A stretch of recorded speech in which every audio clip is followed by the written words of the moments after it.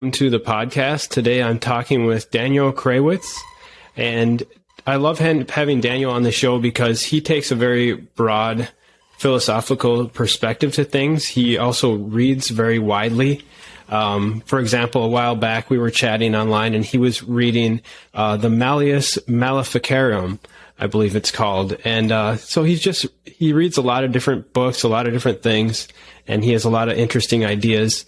And so, Daniel, I appreciate you taking the time out of your day to come on the call and share some of your thoughts about Bitcoin with me. Okay, well, thanks. Well, yeah, it's a lot easier if I get help. So thank you for inviting me. So today, well, we did some previous sessions on Austrian economics, but today I want to talk about some things that I would have talked about first if I had known about them. But I learned some new things since we last talked. And what I've learned about is why it's so hard to talk to people about economics. So, I mean, I think economics is very, very beneficial, and it's something that everybody can understand. It's not really that difficult of a subject, but when you're trying to talk about it with people, they have psychological problems. So I don't think that there's a problem with being able to understand the material. I think that there's some kind of psychological problem with it. So what I've learned is why people struggle to engage with economics, or at least I've learned a good theory on it. So I've got a little presentation here that I'm going to start with. Let's see. Well, now it's not letting me share the screen. Oh, okay, there's the problem. It just doesn't really even let me do full screen, so it's just being secure, so that's fine. I'll just have to share a different screen when I get to some of the diagrams, but that'll be fine. So this presentation is called The Psychology of Risk. People are so unhappy about not having the impossible that they lie to themselves or live in fear regardless of how good things are, following Nietzsche and Ernest Becker. So, problem, economics drives people insane. So, as I said, there's a big problem with talking to people about economics, and people don't want to learn it, even though it's extremely beneficial. And, I mean, I guess we should talk about why economics is so beneficial. Well, economics enters into everything, and it's good it gives you insight into how the world works.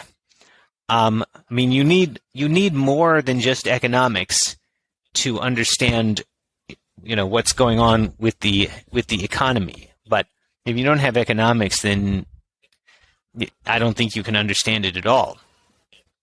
But it also enters into all of your interactions, I think, because every person is interacting with the whole economy, and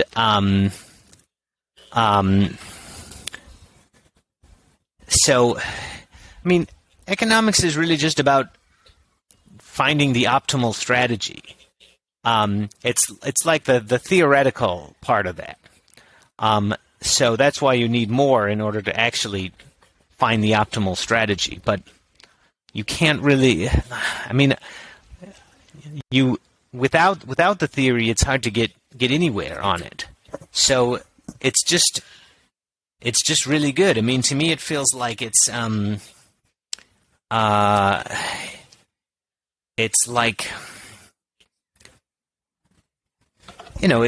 it's like Daniel, I think we were. What? we were chatting at one point, and I feel like what you were trying to tell me is that it's people want to have their cake and eat it too. Is that part of the problem that you're trying to describe? That people don't like talking about trade-offs. Sort of. I mean, what they want is something impossible. So I haven't talked about what it is yet. But what happens with people is they get emotional, or they project bad motives onto you, or attribute very silly ideas instead of what you're really saying. Like, they don't try to genuinely understand what you're saying. And they also believe craziness, like Marxism or MMT. And MMT is modern monetary theory. So both of those things are just crazy. And they are, they have some economics in them. But I think that if you understand the Austrian school, it's pretty easy to see what's wrong with any of the other schools, and they all kind of fit into this theory that I'm going to explain. But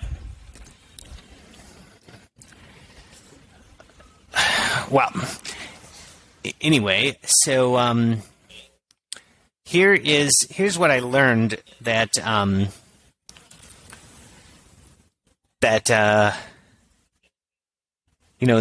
opened my mind to something. So this is a theory that follows Nietzsche and Ernest Becker. So Nietzsche had a theory about self-deception, and he said that people are afraid of chaos, and they invent imaginary eternal worlds to tell themselves that not all good things must come to an end.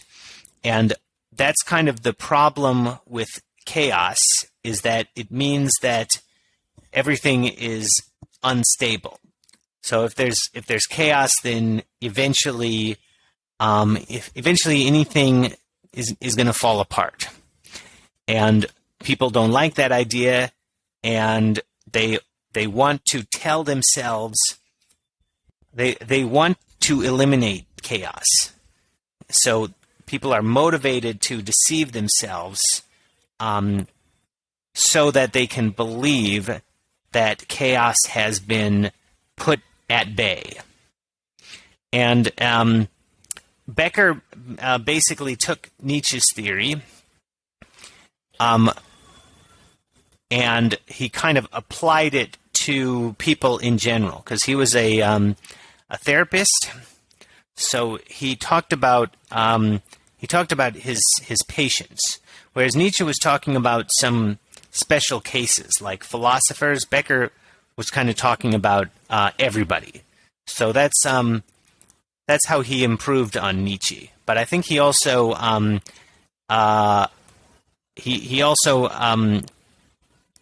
lost some important things from Nietzsche. So I think overall Nietzsche's theory is better, but Becker did some stuff better. So what Becker said is people are afraid of death, and they believe in illusions in order to attribute cosmic significance to their actions. So what I think is good about Becker is that he tried to make a theory that's more general for more people. But I think it's not necessary to make everything about death. And I think Nietzsche's formulation to say that it's about chaos is better. And so I think Becker was influenced by Freud, and Freud likes to say everything complex in people is really about some kind of like fundamental drive in childhood. So Becker is like, all fears are about death, really.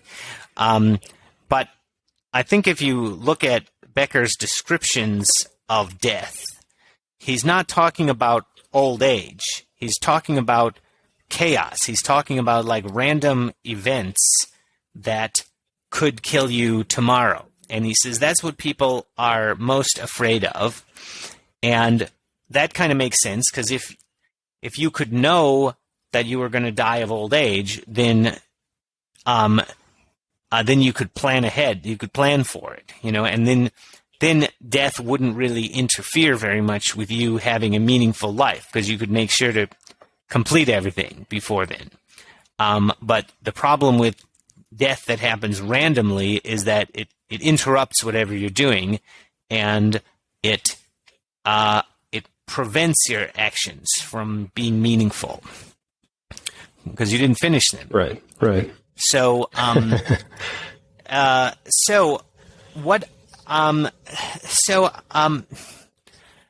think that this makes a lot of sense, and it explains a lot about why people don't like economics.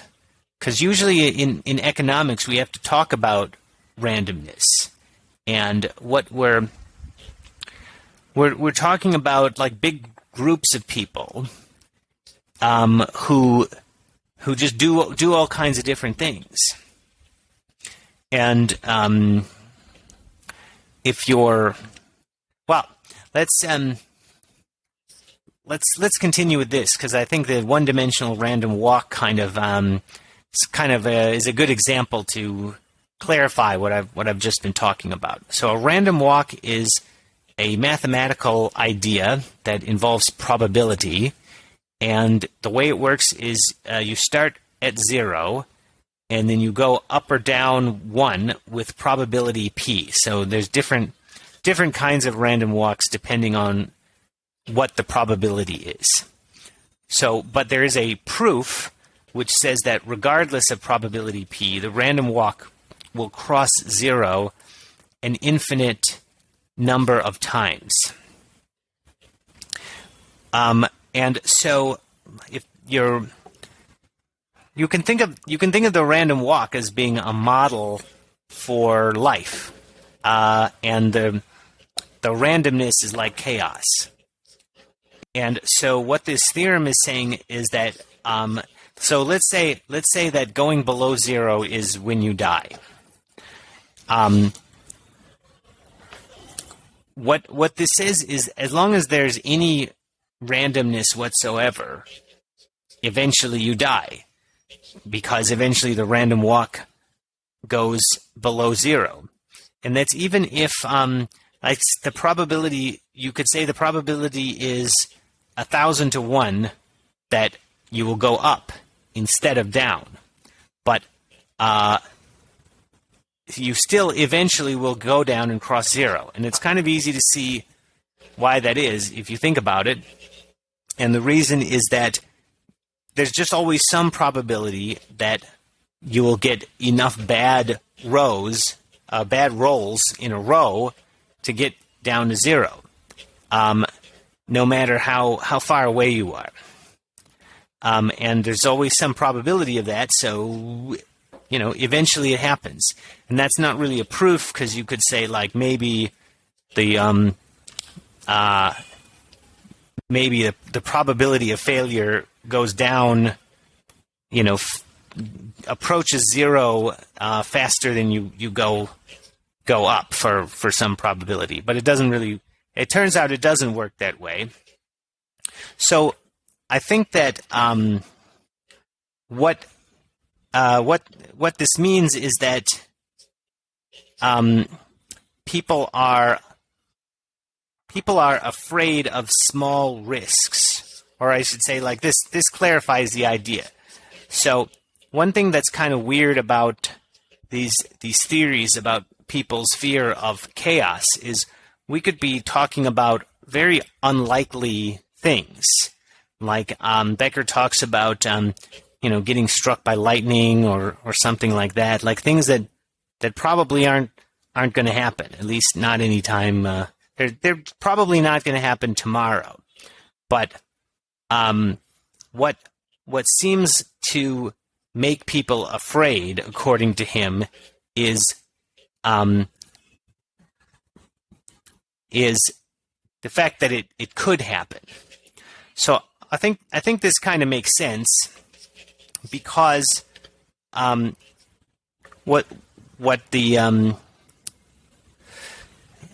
if you take tiny risks for a long enough time, eventually they kill you. So a fear of a tiny risk is really a fear about inevitability. And so that's kind of what both Nietzsche and Becker are saying. They say that Nietzsche says that suffering and misfortune is inevitable, and Becker says that death is inevitable, and these are the things that make people afraid. But the way that Becker talks about death is he talks about it as if it's like chaos, and so because small risks taken over time make suffering and misfortune inevitable, people are afraid of them, and they want to eliminate tiny risks and make them zero. So people are afraid of the idea that they cannot eliminate tiny risks to make them zero. And I think that's the purport of the theory. And so another thing that seems to affect people. So, well, let's go back to economics. So in economics, we usually say that the free market is better, and we like capitalism, and the reason it works is because of randomness, because everybody benefits from the creativity of everybody else, and people can try all kinds of crazy things that probably won't work. But what happens is the ideas that don't fit in with everybody else die out. So then what we're left with is whatever's better, and that process works a lot better than designing everything centrally.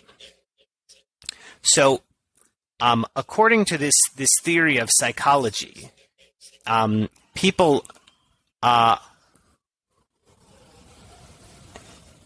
have trouble engaging with the idea that randomness is good.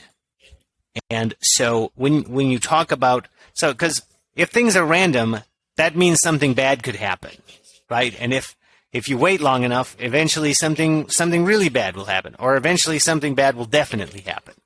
That's kind of why people don't like it. And so when we're saying that randomness is good, then people struggle with that idea emotionally. That's the theory, and I would say that this seems to explain my experience talking to people about economics, and so I really think it makes a lot of sense.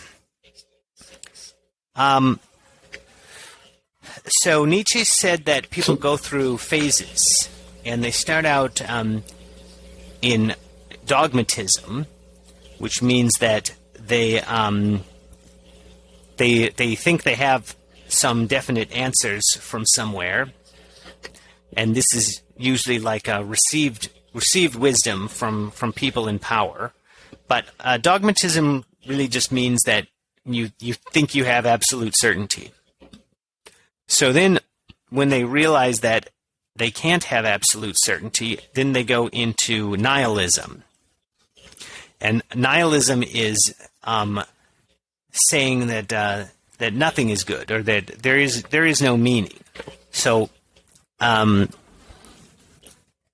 once people engage with the idea that they can't have absolute certainty, they don't know how to replace that with something that is not certain. They don't know how to replace that with uncertain things. So they become nihilists because they think they don't have anything. And that's not that's not the original meaning of nihilism, but that's how Nietzsche used it. So then Nietzsche says you overcome nihilism when you can start to find meaning in life again when you learn to embrace suffering. So that doesn't mean that you suffer forever, but it just means that there's going to be good times as well as bad. And if you can accept that, then you can start thinking about like what's my best option? You know what I mean? So Becker said that real heroes. Well, so Becker said that people try to tell themselves that they're heroes. That has to do with giving their actions cosmic significance. But he said the real heroes accept the truth that human life is insignificant to the universe with resignation. So I think that, I think that Becker didn't really have a very clear idea of overcoming nihilism. To me, it seems like he had dogmatism and nihilism, and his real hero was someone who was resigned. So live with your disappointment. And sorry, like a Schopenhauer type, like a Schopenhauer yeah, exactly. type. Yeah, he's I have Schopenhauer later. Yeah, so I think Becker was more like a Schopenhauer guy. Yeah, so some people never get out of nihilism. I mean, to me, like it sounds like Becker's patients did get better. So it's not like they all just confronted death and then became really depressed for the rest of their lives. But to me, Becker's hero is kind of like someone who denies the will, like Schopenhauer, and he doesn't seem like he has a very good idea about someone who really embraces life. So someone who's really driven to be successful at something, according to Becker, or I think Becker would say that he's in some kind of illusion, and I don't think that he has an idea of someone who understands the truth, but who's on some kind of quest anyway. So I think a problem with both Nietzsche and Becker is that they are not Darwinian. They're not Darwinists. Although Nietzsche could be seen as sort of like a proto-Darwinist, or someone who kind of thought like Darwin, but didn't quite get the idea right. But I think that if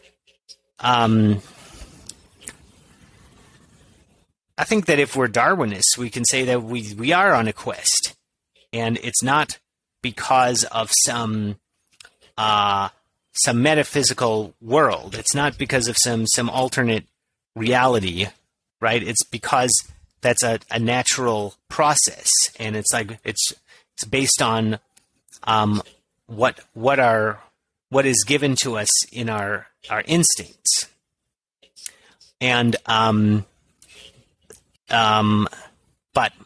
anyway, so here is a summary of the theory.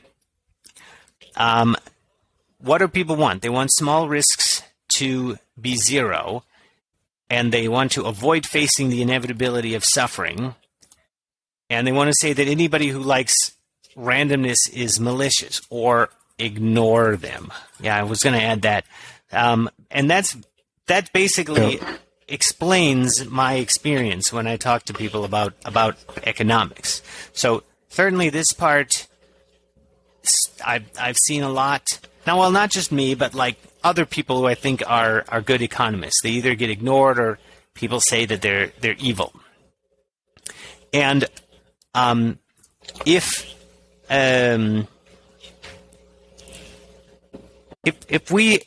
if we hypothesize that people get emotional around the idea of risk, no matter how small it is, in other words, they don't have much nuance about how they think about risk, and they don't want to accept the idea that you can't entirely avoid risk. Even though, and they can't argue with it. You can't find an argument against that idea. So what they want to do is deceive themselves, and the only way they're going to do that, if they're confronted with somebody who's disagreeing with them, is they have to say that person is malicious, or say they're not there, or something. So Nietzsche had another idea that I think we can make some more sense of with this theory.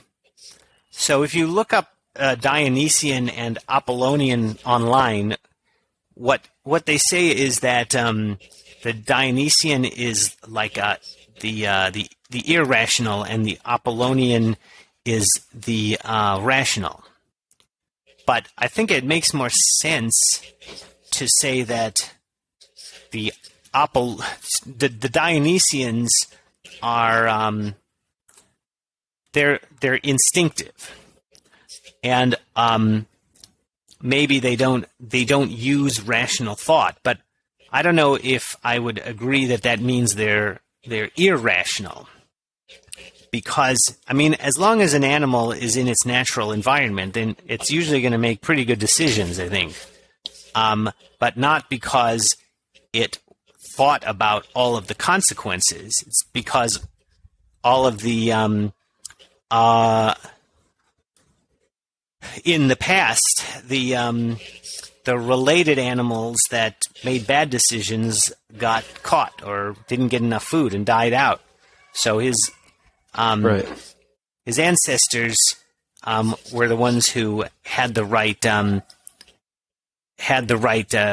instinct, and they were passed on to him because his ancestors survived and the alternatives didn't. So is an instinctive creature really irrational? I mean, I would say that. I mean, if you put the animal outside of its natural environment, then it's going to make bad decisions. But I don't think that saying it's irrational really makes much sense, because it does make good decisions too, and a good decision is rational, even if you didn't think it through all the way. Like if you had some way of making the decision that isn't a rational way of thinking. If it still works, it's still I don't know. I don't think that's a really good way of describing it. So Apollonians, they're people who claim to be rational. So like they say Apollonians are rational, but really they're irrational. And they claim to like rationality, but really they're driven by fears that they don't want to acknowledge. So they're not rational. They just say they're rational, and they say that people who like risk or people who embrace risk are irrational, when really those people could be making really good decisions, but they're driven by an irrational fear. And so they're people who say that all risk is bad. And Nietzsche said that the Superman was able to balance the Dionysian and Apollonian. And so that, some interpretation would say that the Superman is able to be both rational and irrational. But I would say that it makes more sense to say that his rationality is in tune with the instinct, and he understands that some risks are good and some risks are bad. And it's not like he's a combination of two contradictory things. I would say that his I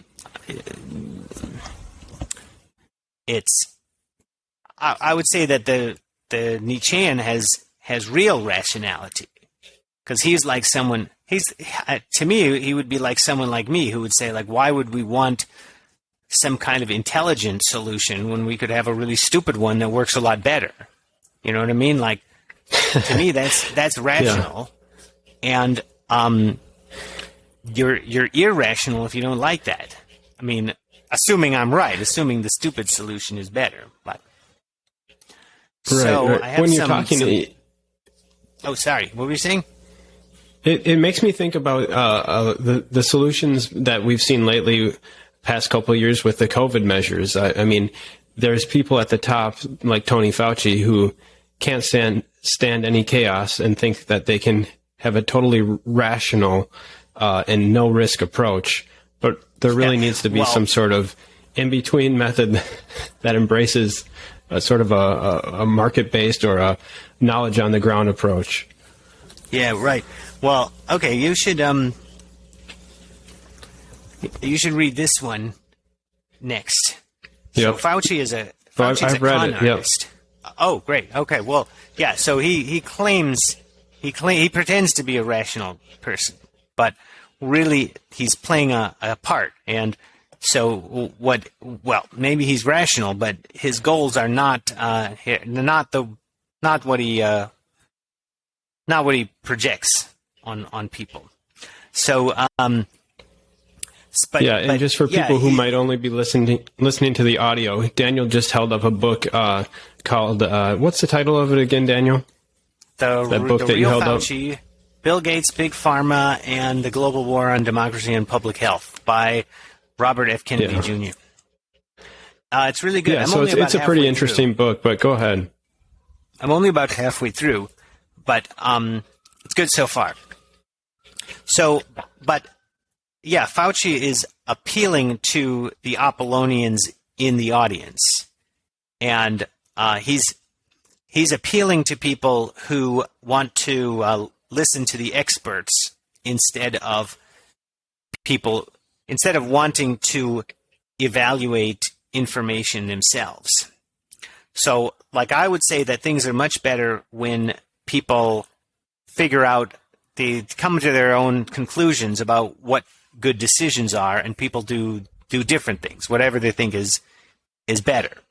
And that minimizes risk, because it's really bad if we have a centralized solution where there's a mistake, because then everybody gets hurt. If people just do different things, then at least one group of people, it's more likely that at least some people are not going to get hurt badly. So so maybe if you're an Apollonian, you would say that that's irrational, but that's rational, and it depends on recognizing that nobody has absolute truth. So there's no way that you can get everybody to do the same thing and know that they're doing what's correct, you know? And let me talk about, let me bring up these diagrams that I have now. Wait a minute, let me see. Okay.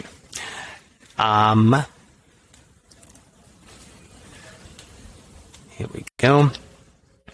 So here's a diagram that I made to explain Nietzsche's theory. So according to Nietzsche, what happens is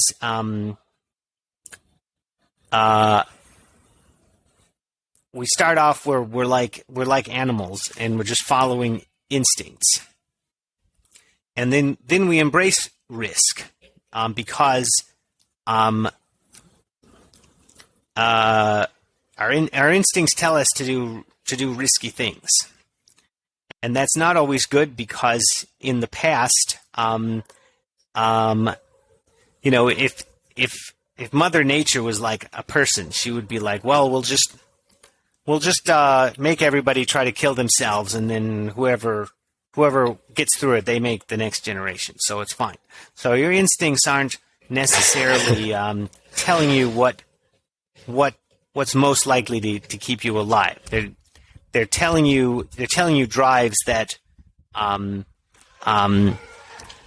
that you're supposed to do. But they're not necessarily telling you about all the potential dangers, right? So then we have consciousness, and that brings about awareness of risk. So the realization that you are not immortal. So now then the Apollonians are the ones who believe that all risk is bad, because if there's risk, then you could die tomorrow. And that's like, I know that sounds like a silly thing to say, and that's not what people will say they think if you're talking to them. Like if you ask them to actually explain their idea, they won't say something like that. But it seems like people act that way, where they think all risk is bad, regardless of how bad it is, and there's no nuance. And not everybody is like that, because there are different choices people make. But to me, it seems like there's a lot of people out there who are thinking this way. And so then, if you believe that you have a way of eliminating risk completely, then you're a dogmatist. And then once you realize that you can't really do that, then you become a nihilist, and then you say nothing is good, because all risk is bad, and everything has risk. So then nothing is good. And so there. See, I have Schopenhauer there, and Buddhism and Becker, and I think they kind of are like this. And they're so then. But Nietzsche says if you take another step back and you start saying that some risks are good, then there can be good things. And you just have to understand that risk, the fact that you could fail, or something could kill you, is just not the only it's not the only quality of your decisions that matters. And sometimes increasing your odds of getting killed is the optimal strategy, because at the same time, there's a big potential benefit. And so I think the best things in life only come through the Nietzschean category. So I think, I don't think people are all in one category, but it's more like, some people have really, really engaged with this kind of thinking and have allowed it to really affect how they make decisions. And other people are more intuitive about it. But I think that if you think about this, like, the best things in life only come if you make the decisions in the Nietzschean way, and you're willing to take on extra risk sometimes when the prospects are good. And in order to do that, you need to look at risks in a nuanced way. And so I put Warren Buffett down there. He's one of my favorite guys. And, he what he and people like him do is they read up on tons of different companies. And they go through a lot before they find one that they want to buy. And they try to figure them out really carefully, because they are worried about risk. But they know that there's also reward. And so while Nietzsche was also influenced by Heraclitus, of course, I put him on there. So I've been really interested in this this diagram because I think it's a really good way to think about people, and I really think that there are really big problems with the way that some people make their decisions. I mean, many people that I've interacted with, I would say, and I think that if I imagine that this kind of thing is what's going on in their minds, then it just makes a lot more sense. So, like one thing that was really surprising to me was when I would try to talk to people about why Bitcoin is a good idea. So what I found out is that almost nobody will say that will understand at the same time that Bitcoin has good prospects, and at the same time there's significant risks. And that kind of makes sense of this. Like, it seems like some people they're so convinced that Bitcoin will be successful that it doesn't even matter if they completely ruin it. So that's like everybody in BTC. They're like the dogmatists. And then people who, then other people won't really even try to understand it because they think it's risky, and that's all that matters to them. They're like people who don't want to get into crypto. But yeah, it's been very hard to. Well, so I mean, think about this. Like, if like people play the lottery all the time, right? Lots of people buy lottery tickets, and you know based on how those things work that on average you're going to lose.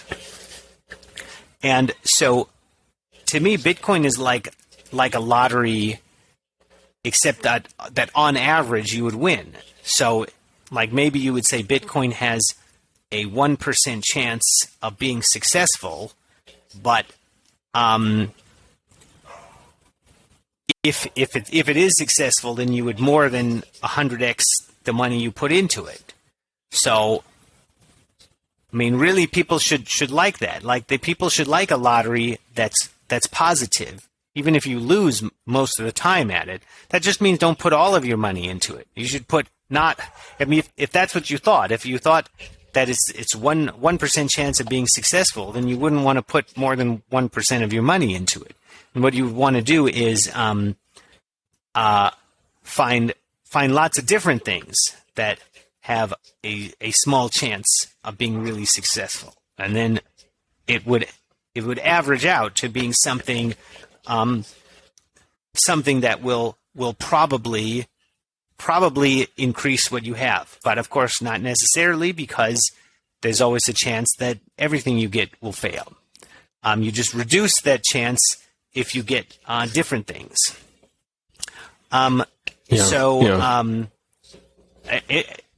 You see what I mean? Like, it's very hard to. It's just been hard for me to talk to people about this kind of thing. And according to Nietzsche, most of the people are stuck in the dogmatist category, and then a small fraction of them escape into the nihilist category. But then the Nietzschean category is the rarest of all.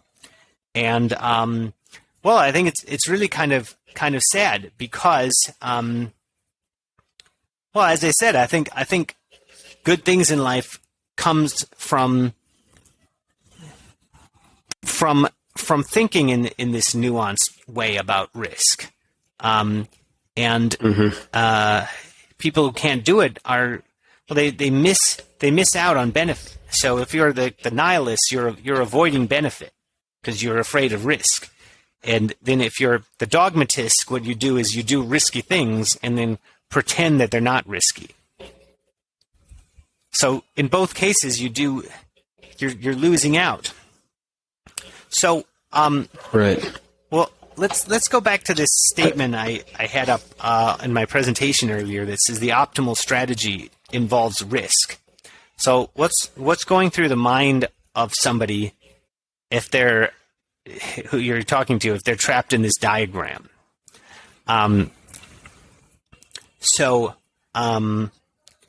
If they're a dogmatist, then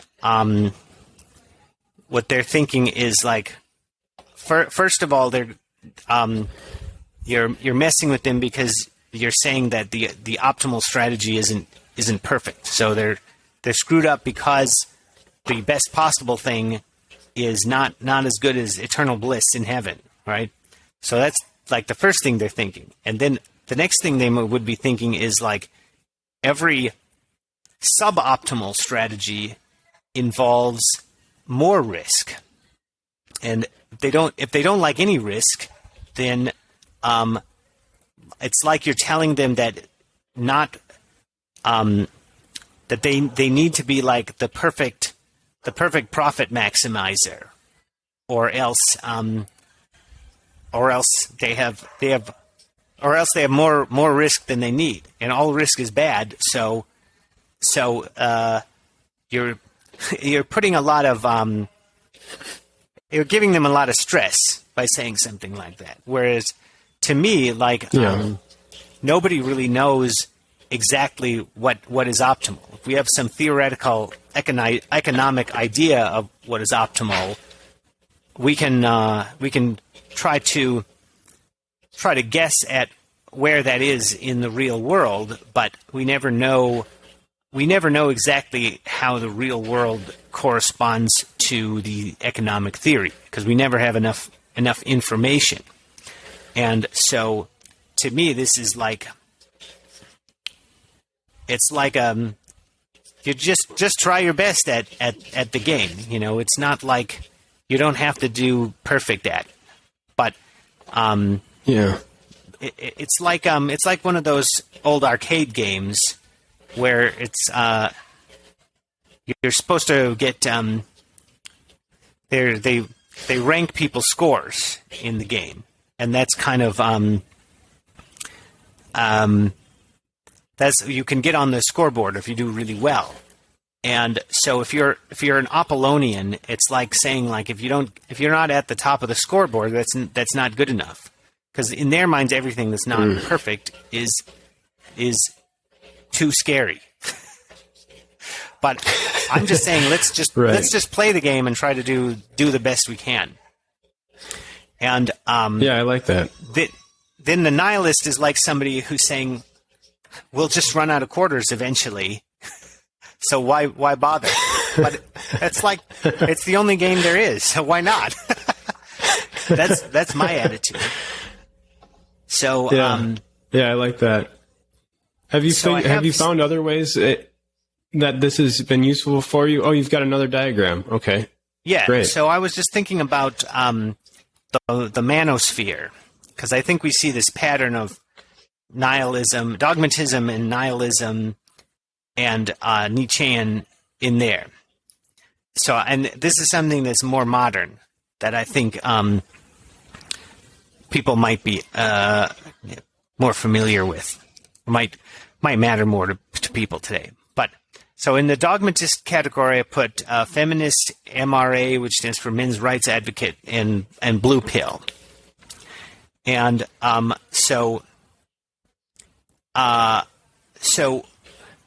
and for Apollonian, I put instinct is evil, because that's what they think, because instinct might tell you to do something irrational, you know. And so a while back we started with feminism, and that's sort of like a version of communism, or a variant of communism, that says that well, I mean, I would say all egalitarianism is a way to put people off their guard, as a way to secretly try to invade and control everything. and then you say like, oh, everybody is equal, when like somebody's really, pulling the strings from behind. So that's what the communists want to do with government, and that's kind of what the feminists want to do with society and culture. And and so there's this illusion, and we don't know who really believes the illusion and who understands that it's good for manipulation, and who's just saying it, and doesn't really believe it. But the reason the illusion works is because of it tells people that they can believe something comforting, and it tells them that something that would be unhappy as something they don't have to believe. And so and for men, it's the idea that that women are risky, and they can screw you up in ways that you can't do to them. And that's kind of like that's part of what the red pill is, I guess. But well, I mean, didn't Nietzsche say that woman is the most dangerous plaything of all, or was that Schopenhauer? I don't know. I'll have to look that one up. So, in the dogmatist category, I also put the men's rights advocates, because they're like the inverse of feminism. So they have understood some things that they've seen through some kind of illusion, I think, but they've created a new illusion. Because they're kind of like the inverse of feminists, I think. And they are using the same kinds of strategies as the feminists to get what they want. But it's not going to work, because women are always going to be better at whining than men are, or more successful at it. So then the blue pill, that also means believing the illusion, and that's from the Matrix, of course. But actually, I kind of think that's a very strange. I think it's really weird that they use that metaphor, because to me, the red pill is more likely to be the illusion in the Matrix movie, because the Matrix is like Scientology. The Matrix is like a cult. And, well, first of all, usually there isn't somebody who's going to give you the absolute truth. There isn't like a person who's the source of truth, as there is in the movie. So I think you would naturally distrust the idea that someone is offering you the truth and offering you a way out of illusion. Because that's what they do in cults all the time. That's what all cults say, is that you're living in an illusion and we're leading you out. So really they're taking you in the opposite direction. So that's Scientology. That's all of them. So I think the red pill, blue pill thing is pretty funny, because to me, the blue pill is really more. I mean, it's more likely to be accepting reality, and someone who's telling you that you can have superpowers and you're living on a prison planet and stuff like that. They're more likely to be the cult leader who's leading you into illusion. Although today we do live on a prison planet, so it's not always like that. So then in nihilist, I put the MGTOW group, because they're the ones who are like, all relationships with women are bad because you can't eliminate risk. And so they just don't think it's worthwhile to try to find a girlfriend at all. And so then I put the red pill under Nietzschean, and I just don't really know what category to put there, because MGTOW would say that they're red pill, and MRA would say that they're red pill, and really red pill just means facing the truth. So really, you could say that nihilism and Nietzschean are both responses to facing the truth. And nihilism is just the one where you just think that the truth is so bad that you don't want to do anything anymore. But when I say red pill, I'm talking about the guys who started using the term red pill. So that would be like Rollo Tomasi and those kind of guys. But they're the ones who are just trying to say, like, this is what the reality is like, and this is how you optimize your success in it. And so nobody getting a girlfriend has never been risk free at any time in history in any culture ever. So to me, we're not going to solve that problem. So to me, like the Nietzschean approach is the appropriate one. Well, I mean, do you want to be the next stage of human evolution or not? You know what I mean? That's there always has to be some kind of obstacle to overcome. Because if there isn't, why would you be the next stage of human evolution? You know what I mean? That's what it's all about. Right. Yeah. I think since we're in the manosphere slide category, I've got to read and we're talking about Nietzsche. I've got to read a quote. Nietzsche said, "The true man wants two things: danger and play. For that reason, he wants woman as the most dangerous plaything of all."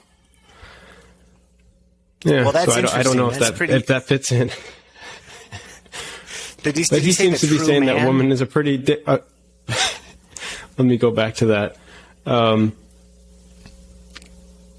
The true man, yeah. What book is that in? Do you know the source? I'll follow it up. Let me follow that little rabbit hole. Let's see. No, it doesn't have the source, but I'm going to have to. I'll find it and we'll put it in the show notes. Yeah, well, I mean, that's but I remember reading that at one point.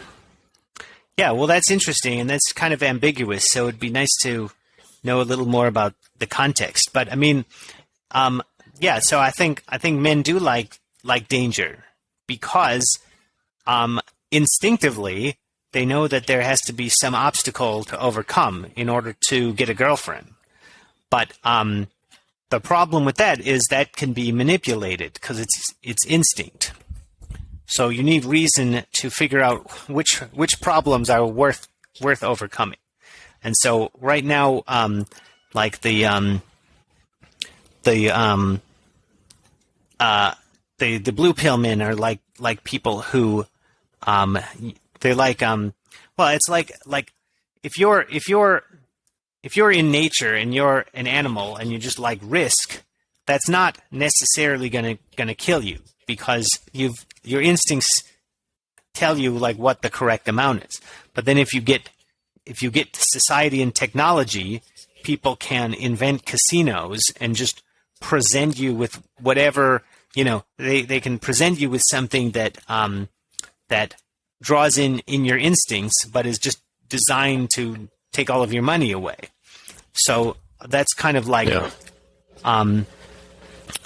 that's kind of like being the blue pill man, because you're denying instincts, and at the same time you can be controlled by them because you're not thinking about them. And I guess that would be like if you were the feminist man, because the feminists are the ones who don't think instincts are real, or they say they're not.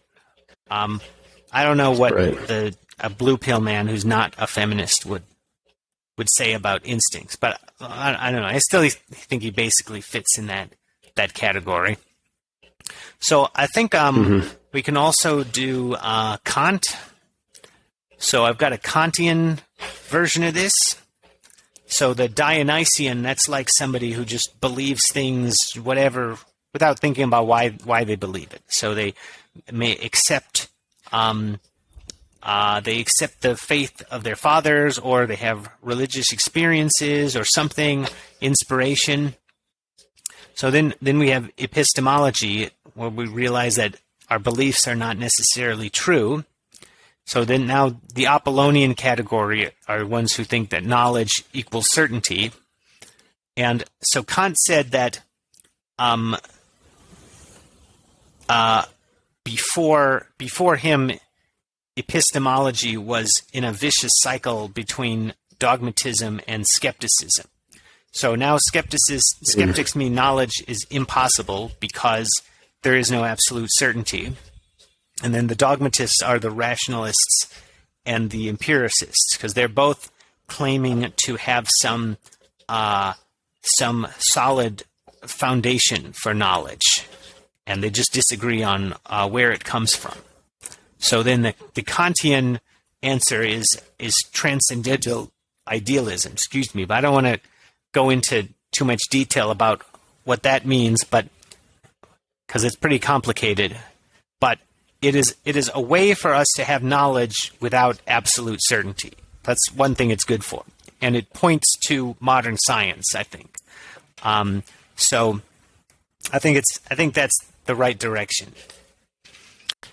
So I guess I should mention that, of course, you could also have a Hegelian version of this, because Hegel always talked about thesis, antithesis, and synthesis. But I think Hegel is a con artist, and his theory is just so broad that it just works for anything.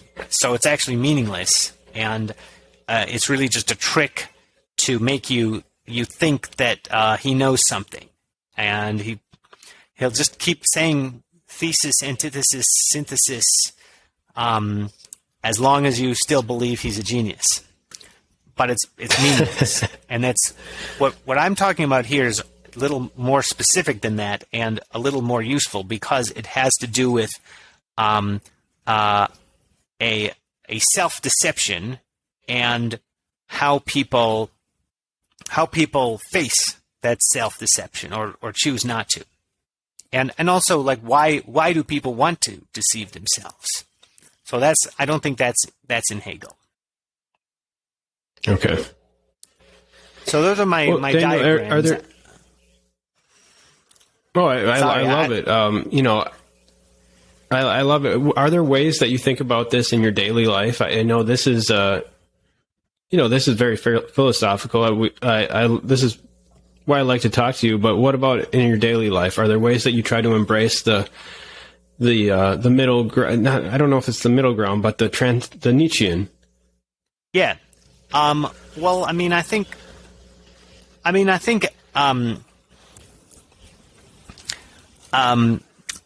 Here we go. I'll go back to the Nietzsche diagram.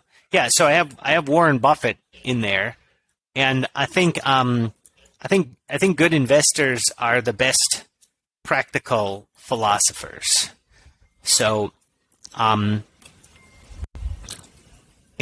I think that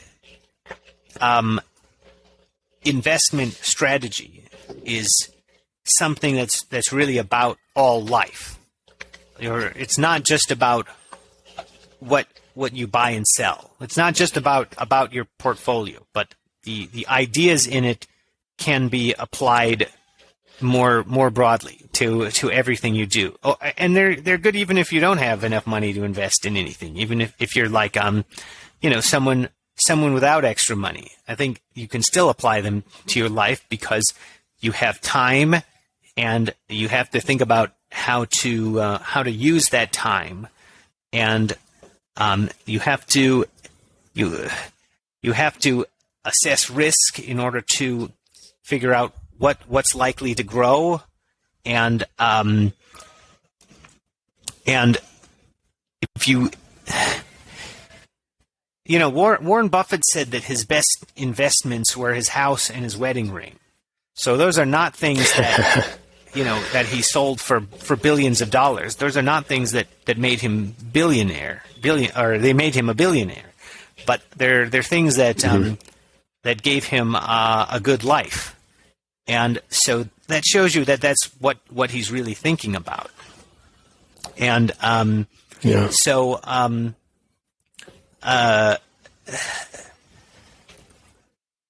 don't know. I don't have anything more specific than that. But I would say that I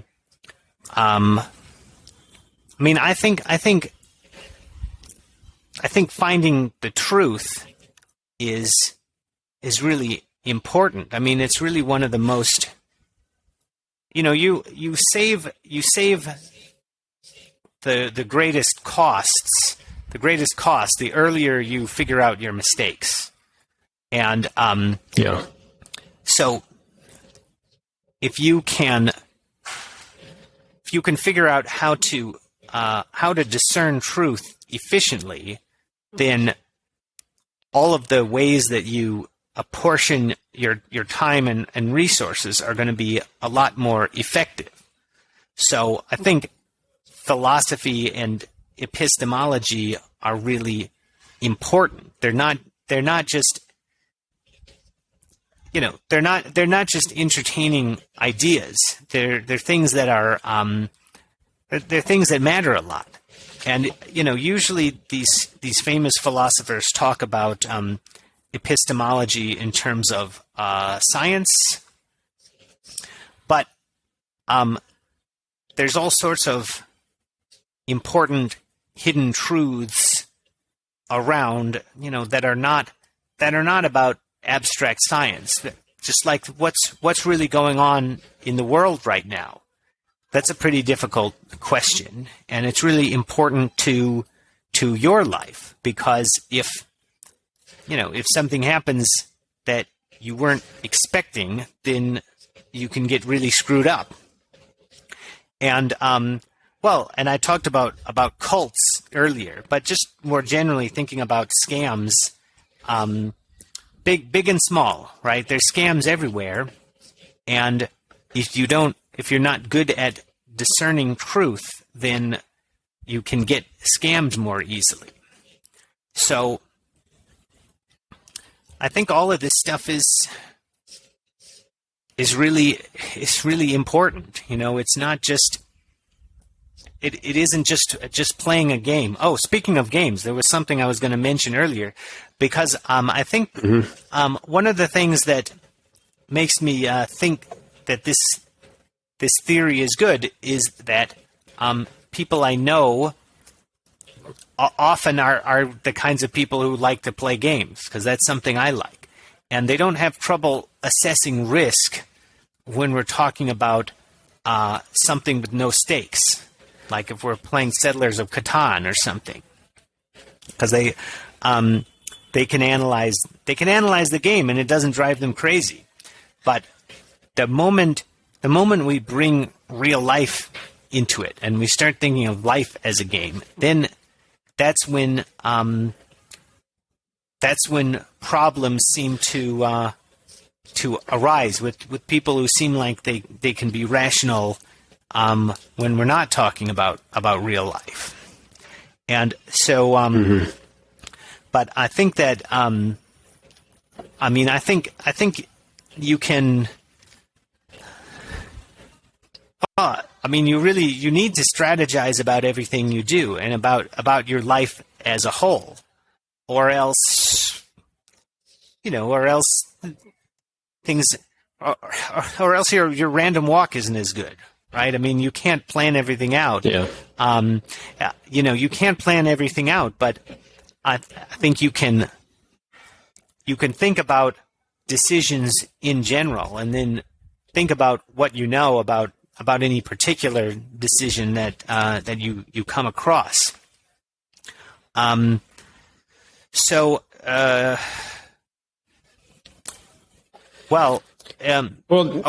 yeah, Daniel, I love what you've shared with us so far. I mean, you've given a lot of food for thought, and I've got to go, though. I've got to put my kids to bed. But maybe we can explore more topics in a future episode at some point. Oh, okay. But well, let me here. add a closing thought then, because you asked for some questions and we didn't even get to answer any of them. But there was one that was really important, so I think I'm going to try to answer it really quickly. But somebody asked what is. Well, now I don't even remember the question, but he asked about the value of money and about Bitcoin. So I've always said that the value of money is the other people, and the reason that's true is that the reason you would want to hold cash is that new opportunities can arise that you didn't know about. So when you buy stocks, you're too committed, and if some new opportunity comes along, it's not necessarily a good idea to sell that stock in order to take advantage of the new opportunity. So holding cash is sort of something that puts you first in line for new opportunities. And some business can suddenly go on sale. There can be a sell-off, and it's only if you have cash then that you can get into it. So money is about new opportunities, and who creates those new opportunities is the entrepreneurs. It's the other people who use that money. So if you want to make money more valuable, what you need to do is make the other people into better entrepreneurs. So I'm glad somebody asked that, because I've been trying to tell people what the value of money is ever since I got into Bitcoin, and it's just like nobody ever wants to talk about it. And it feels like I just kind of say this kind of thing over and over again, and I don't really see that people are well, I think everybody wants Bitcoin to go up, but why don't we figure out what we can do to make that happen? So to me, that's what I just said is really the best way of doing it. So like what I'm doing now is the optimal way of making Bitcoin go up. And Bitcoin BSV, for anybody who's not familiar with what's going on right now, that's the real Bitcoin. That's the only one that's any good. So what I'm doing now is I'm improving the other people. I mean, hopefully. I mean, I think this will be useful information.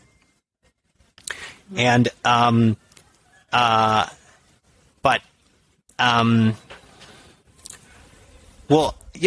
so far I just haven't really seen people really get the idea that doing this kind of thing is for improving the investment in Bitcoin. You see what I mean? Like it's like I do this and I talk about it, and it seems like people haven't really connected that idea yet, even though that's like the only thing I've been talking about this whole time. Yeah. It's all about number go up, but from your perspective, it's more about cooperation and the other people. Yes. Right. Would you say that I got that right? So anyway, yeah. Well, it's about value. I mean, price is a conjecture about value, but if we know what value is, then we can improve. We can make Bitcoin a better buy. We can't. It's a silly idea to try to just make it go up, because that's like that's manipulating sentiment, and that's too risky. That's a risk we can avoid easily, Yeah. But we can improve value, and then you just wait until other people figure out that value has improved. Yeah. Well, Daniel, thanks again for taking out the time out of your day. Oh, sorry. Go ahead. Well, you were going to finish the thought. I was just going to say the same thing. Thank you for inviting me, and great to talk to you again. And yeah, I hope we can continue with economics, and we'll continue where we left off with our last discussion. Awesome. Thanks, Daniel. It's great talking with you tonight. Okay, you too. Bye.